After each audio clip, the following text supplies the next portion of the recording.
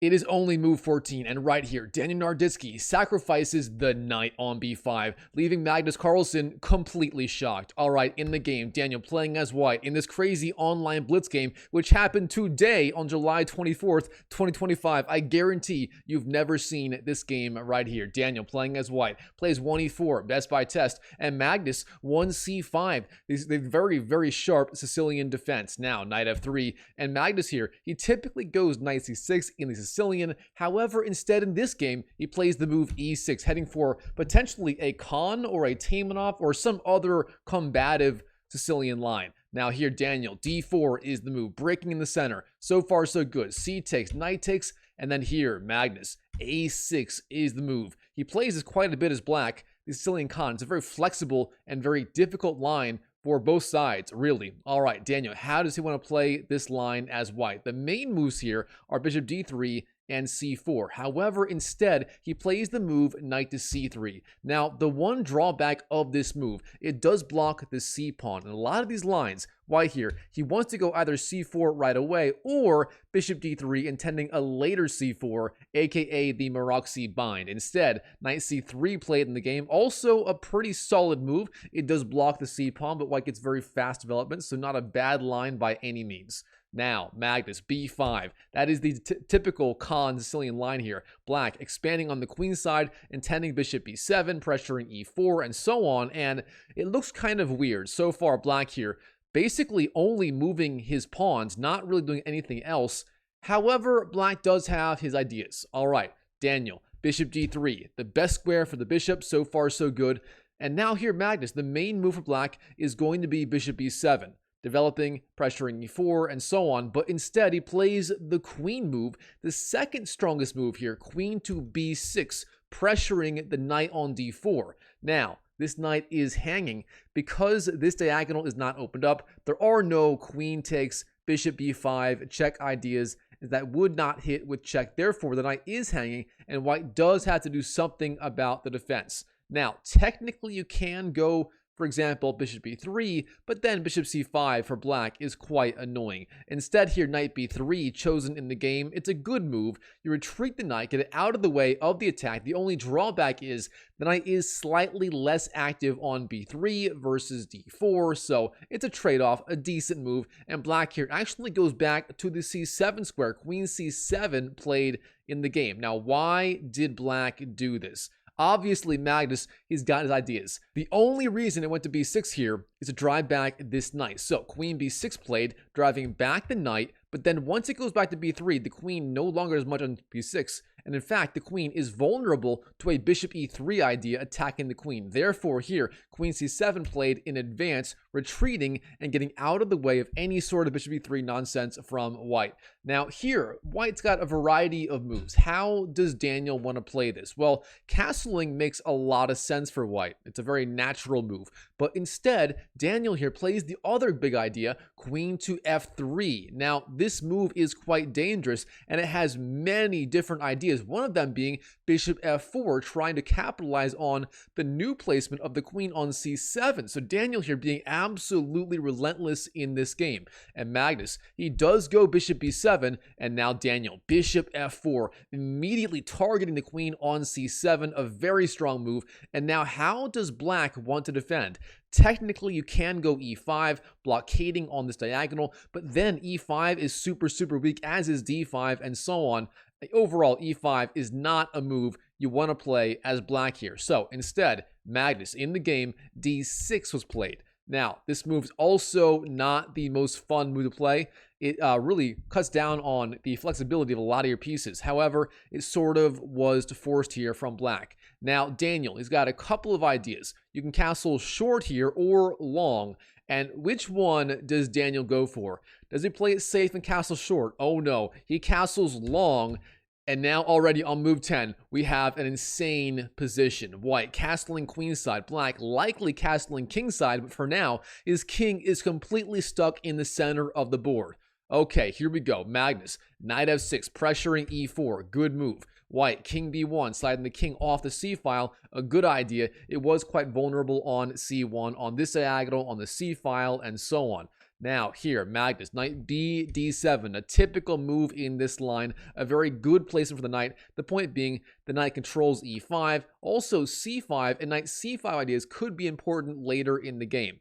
Now here, Daniel, this guy is a fighter. He loves to attack, and you know, this is not really the best position to attack. Actually, you want to sort of slow play it. A3 might be good, and so on. Rook he1. But no, Daniel here, he goes to the attack immediately with the move g4, a typical move in the open Sicilian.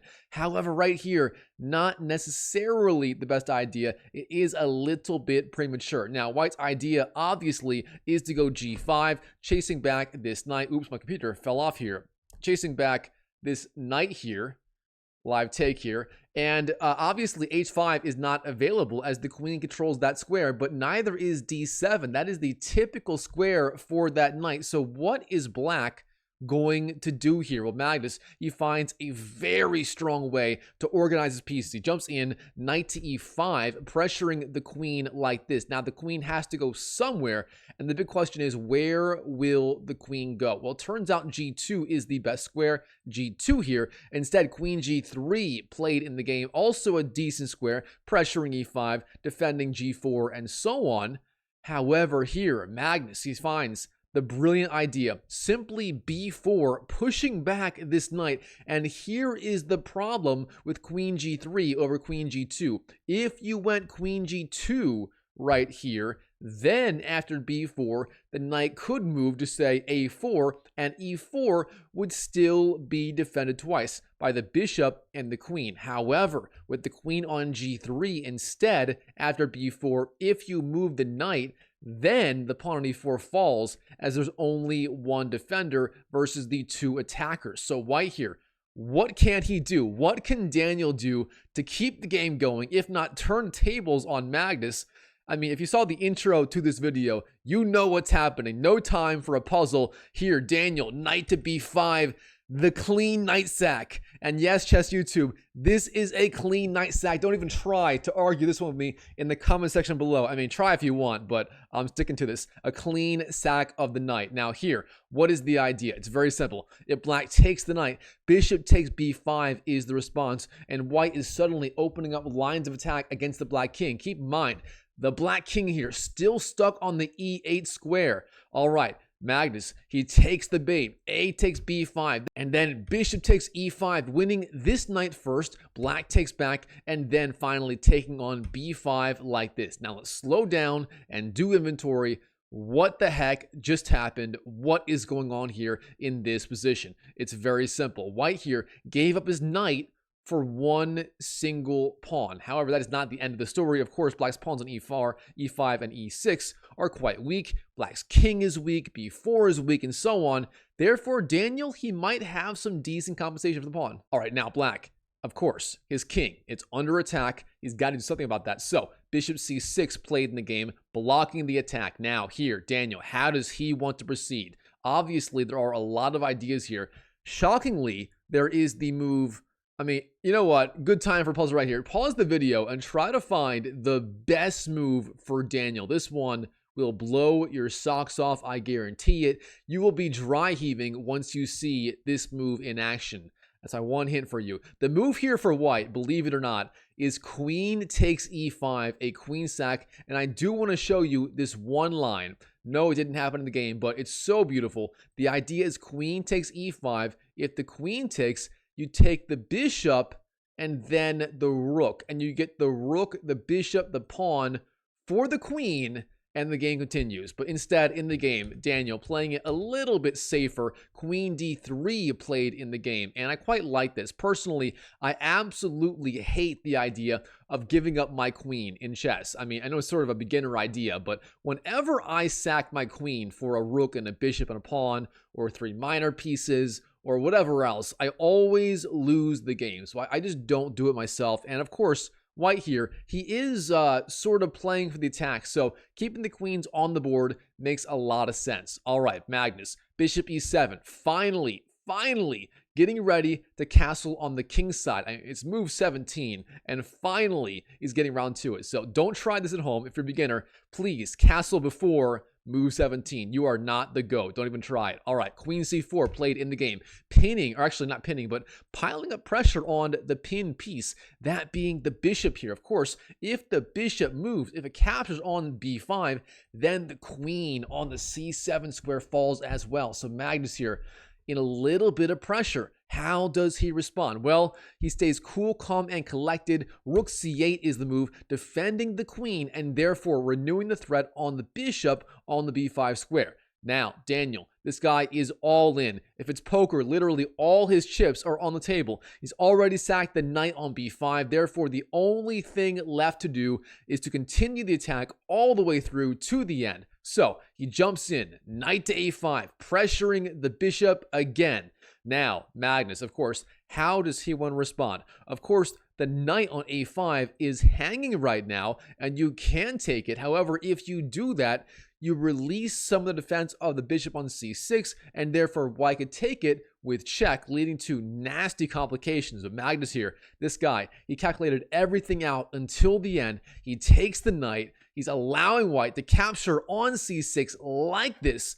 Let's see what happens. Daniel, bishop takes c6 is the move. The king's got to go somewhere. Of course, if you block the attack with, say, knight d7, you are simply cooked. You take on d7, take the rook, and you win the game. Therefore, king to f8 is literally forced. There's nothing else you can do right here.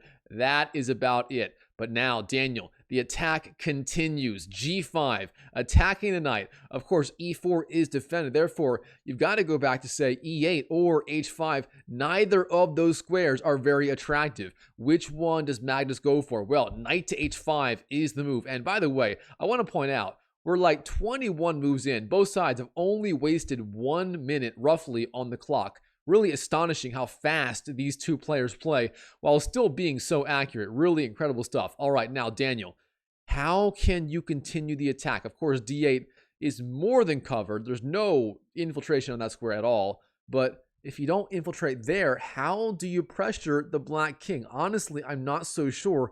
There isn't an easy solution. And here, Daniel, he bails out for the endgame with the move queen to b5. Now, this move right here, obviously, the queens can come off the board. And Daniel, I think he's banking on the fact that he's got this 3 versus 1 pawn majority on the queen side here. If the queens come off, maybe he can find some way to push these pawns and win the game. But let's see. All right, queen takes b5 played in the game, then bishop takes, and then now, of course, the pawn on g5 is also hanging. And here, Magnus, he simply swoops in, wins that pawn, bishop takes g5, and Magnus here, he's literally up a knight, that being the knight that was sacked on the b5 square on move 14 so much earlier in the game. And what can Daniel do? I mean, if Magnus gets hit, say, his rook into the game on, say, d8, it's going to be as good as done. All right,